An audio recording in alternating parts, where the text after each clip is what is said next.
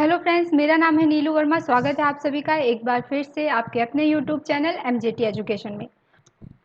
दोस्तों, group D का exam start हो चुका है और आप सब देख ही रहे होंगे जो भी एनालिसिस आ रही हैं क्वेश्चंस की, उनके बेसिस पे हम कह सकते हैं कि क्वेश्चंस का जो लेवल है एग्ज़ाम में जो पूछे जा रहे हैं क्वेश्चंस, वो ईजी टू मॉडरेट है। तो अगर आपकी तैयारी अच्छी है तो आप 80 प्लस क्वेश्चंस भी स्कोर कर सकते हैं। अदरवाइज़ अगर तैयारी अच्छी नहीं है तो कुछ भी नहीं कहा जा सकता। लेकिन एक बात आप ध्यान रखेंगे कि अगर आप श्योर हैं 100% कि हाँ ये क्वेश्चंस आपको आ रहा है, तभी आपको अटेम्प्ट करना है। क्योंकि आपको पता है एग्ज़ाम में 1/3 की निगेटिव मार्किंग है, तो अगर आपने गलत अटेम्प्ट किए तो आपको मिलेगा तो कुछ नहीं, लेकिन आपका चला ज़रूर जाएगा। तो इसलिए बहुत ही सतर्कता से, बहुत ही सावधानी से जो क्वेश्चंस आपको आ रहे होंगे आप उन्हें ही अटेम्प्ट करिएगा। तो जो भी क्वेश्चंस के एनालिसिस हमको मिल रहे हैं उनके बेसिस पे हम कह सकते हैं कि कुछ ऐसे पॉइंट्स हैं, कुछ ऐसे टॉपिक्स हैं जहाँ से लगातार क्वेश्चंस एग्जाम में पूछे जा रहे हैं। तो आज जो आपकी वीडियो है इसमें आप लोग पढ़ने वाले हैं विटामिन के बारे में, इनके रासायनिक नाम क्या होते हैं, इनसे कौन कौन सी बीमारियां होती हैं, किस तरीके से आप इसको बहुत ही आसानी से याद रख सकते हैं। ये सारी चीज़ें आज मैं आपको इस वीडियो में बताने वाली हूँ। तो बहुत ही इंपॉर्टेंट वीडियो होने वाली है, लास्ट तक बने रहिएगा। सबसे पहले हम लोग बात कर लेंगे कि विटामिन कहते किसको हैं। तो उस यौगिक को विटामिन कहा जाता है जो शरीर द्वारा पर्याप्त मात्रा में स्वयं उत्पन्न नहीं किया जा सकता, बल्कि भोजन के रूप में लेना आवश्यक होता है। जो कुछ भी हम खाते हैं उनसे हमें विटामिन मिलता है, और ये विटामिन क्या करता है, हमारी बॉडी की जो रोग होते हैं उनसे रक्षा करता है। रासायनिक रूप से अगर बात करें तो ये कार्बनिक यौगिक होते हैं। क्या होते हैं? कार्बनिक यौगिक होते हैं। इसकी खोज किसने की थी? तो सबसे पहले 1912 में। कब? 1912 में हॉपकिंस नामक साइंटिस्ट ने इसकी खोज की थी, लेकिन तब इन्होंने इसे विटामिन नाम नहीं दिया था। उसके बाद एक साइंटिस्ट आए जिनका नाम था काश्मीरी फंक। क्या था? काश्मीरी फंक। इन्होंने बताया, इसको विटामिन नाम इन्होंने दिया। ठीक है, काश्मीरी फंक। तो हॉपकिंस और काश्मीरी फंक दोनों ही जाने जाते हैं विटामिन की खोज के लिए, लेकिन अगर आपको ऑप्शन में दोनों दिए रहे तो आप काश्मीरी फंक पर ही टिक करेंगे, क्योंकि विटामिन नाम किसने दिया था? काश्मीरी फंक ने दिया था। क्लियर है? विटामिन जो है दो वर्डों से मिलकर बना है। अगर इसका संधि विच्छेद करें तो क्या हो जाएगा? बीटा प्लस आमीन। बीटा प्लस आमीन। तो बीटा का अर्थ होता है जीवन, लाइफ, और आमीन का अर्थ क्या होता है फ्रेंड्स? यौगिक। क्लियर है सबको? चलिए अब हम लोग बात करेंगे कि इसके जो रासायनिक नाम होते हैं उनको आप कैसे याद रखेंगे और इनसे कौन कौन से रोग होते हैं। तो विटामिन ए का रासायनिक नाम यहाँ पे आप देख रहे हैं दिया है, रेटिनॉल। क्या होता है? रेटिनॉल। इसकी कमी से कौन सा रोग होता है? रतौंधी रोग होता है। विटामिन बी का रासायनिक नाम क्या होता है? थायमीन होता है। इसकी कमी से बेरी-बेरी रोग होता है। विटामिन सी का एस्कॉर्बिक एसिड, स्कर्वी, मसूड़ों का फूलना, ये सारे रोग विटामिन सी से होते हैं। विटामिन डी का कैल्सीफेरॉल, और इससे कौन सा होता है? रिकेट, जिसको कि सूखा रोग कहते हैं, विटामिन डी की कमी से होता है। विटामिन ई से कौन सा होता है? टोकोफेरॉल इसका रासायनिक नाम है, और जनन शक्ति का कम हो जाना इससे होने वाली बीमारी है। विटामिन के फ्लिक्विनोल इसका रासायनिक नाम होता है, और इससे क्या होता है? रक्त का थक्का जमना बंद हो जाता है। जब भी आपको कभी चोट लगती है तो जो ब्लड होता है वो लगातार अगर बह रहा है तो इसका मतलब आपकी बॉडी में विटामिन के की कमी है। इसको याद करने के लिए यहाँ पे आप देख सकते हैं एक ट्रिक भी दी गई है, रथ एक टॉफी। बहुत ही इजी और बहुत ही पॉपुलर ट्रिक है ये। तो अगर आपको ऐसे याद नहीं हो रहा है तो आप यहाँ से इसको ट्रिक के माध्यम से भी याद रख सकते हैं।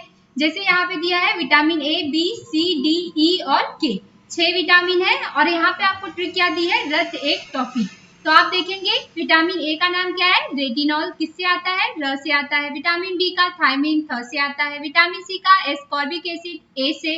उसके बाद यहाँ क्या दिया है? एक क, इसका मतलब विटामिन डी का जो रासायनिक नाम होगा वो क से होगा, तो क्या होता है? कैल्सीफेरॉल होता है।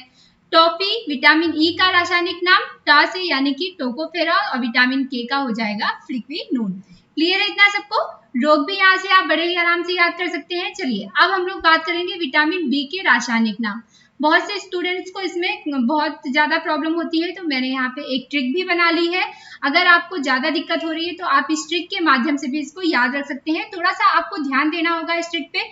सबसे पहले हम लोग देख लेते हैं कि इसके रासायनिक नाम क्या क्या है और इनसे होने वाली कौन कौन से रोग है। फ्रेंड्स, ये बहुत ही इंपॉर्टेंट टॉपिक है। अगर आप ग्रुप डी का एग्जाम देने जा रहे हैं तो इसको जरूर आप लोग देखिएगा और अपने माइंड में एकदम इसको अच्छे से फिट कर लीजिएगा। देखेंगे B1 का रासायनिक नाम क्या दिया है? थायमीन। अभी आपने देखा है विटामिन बी का रासायनिक नाम क्या होता है? थायमीन होता है, और इसकी कमी से कौन सा रोग होता है? बेरी बेरी रोग होता है। क्लियर है सबको? अब यहाँ पे B2 का नाम देखेंगे, B2 का क्या दिया है, राइबोफ्लेविन। B2 का रासायनिक नाम दिया है फ्रेंड्स यहाँ पे राइबोफ्लेविन। कौन सा रोग होता है, तो आंखें लाल हो जाती हैं और त्वचा का फटना B2 की कमी से होता है। B3 का नियासिन होता है, डायरिया, पेलाग्रा, डर्मेटाइटिस, ये सारे रोग विटामिन B3 की कमी से होते हैं। B5 पेंटेथेनिक एसिड, इससे जो बीमारी होती है उसका नाम होता है पेरिस्टेसिया। B6 का पायरिडॉक्सिन, त्वचा रोग, एनीमिया जिसे आप कहते हैं, ये जो है B6 की कमी से होते हैं। B7 का होता है बायोटीन, बालों का गिरना, शरीर में दर्द होना, ये सारी बीमारियां B7 की कमी से होती हैं।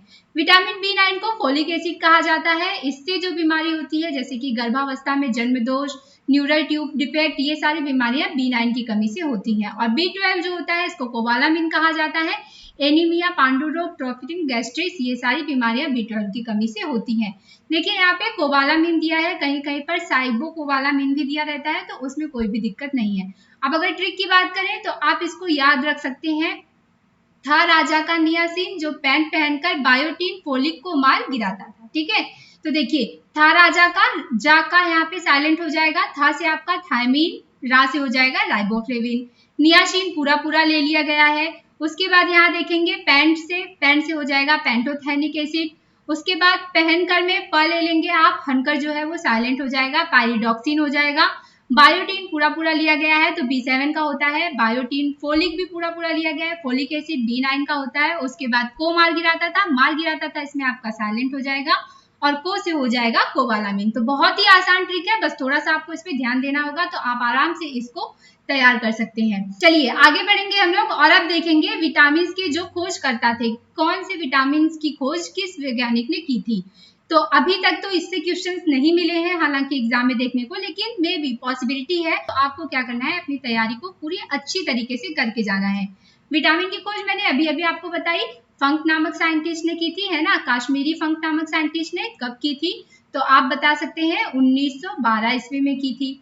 विटामिन ए की खोज मैकुलन नामक साइंटिस्ट ने की थी। विटामिन बी की खोज भी मैकुलन ने की थी। विटामिन सी की जो खोज करता थे उनका नाम था हॉलकट, और विटामिन डी के जो खोज करता थे उनका नाम था हॉपकिंस। तो क्लियर हो गया सबको यहाँ तक। चलिए अब आगे हम लोग एक और ट्रिक देखेंगे, वसा में घुलनशील विटामिनों के नाम। इससे भी क्वेश्चन पूछे जाने की संभावना है, तो देख लेंगे कि कौन कौन से विटामिन है जो कि वसा में घुलनशील होते हैं और कौन से विटामिन है जो कि जल में घुलनशील होते हैं। तो इसके लिए आप लोग याद रख सकते हैं केरा, क्या कीड़ा भी इसको कह सकते हैं, केरा भी कह सकते हैं। तो देखिए जो कीड़ा होता है वो जल में नहीं घुलता, कभी भी वो पानी में नहीं घुलता। तो जब जल में नहीं घुलता तो किसमें घुलेगा, वसा में घुलेगा। यहाँ आप देख सकते हैं विटामिन वसा में घुलनशील विटामिनों के नाम, विटामिन के, विटामिन ई, विटामिन डी और विटामिन ए। ये चारों जो विटामिन होते हैं ये वसा में घुलनशील होते हैं। और जो बचे हुए विटामिन होते हैं, कौन कौन से विटामिन बच रहे हैं, तो बी और सी, यही दो बच रहे हैं ना। तो विटामिन बी और सी जल में घुलनशील होते हैं और विटामिन के, ई, डी, ए ये जो होते हैं वसा में घुलनशील होते हैं। तो फ्रेंड्स ज्यादा वीडियो लंबी नहीं करनी है हमको, आपको विटामिन बहुत ही अच्छी तरीके से समझ में आ गया होगा अगर आपने कंसंट्रेट होकर वीडियो देखा है। और मुझे पूरी उम्मीद है कि अगर यहाँ से आपके एग्जाम में क्वेश्चन आता है तो आप 100% क्वेश्चन को राइट अटेम्प्ट करेंगे। तो wish you very all the best आपको एग्जामिनेशन के लिए, जिनका भी एग्जाम हो अच्छे से एग्जाम दीजिए। Okay friends, thank you so much for watching this. जय हिंद, जय भारत।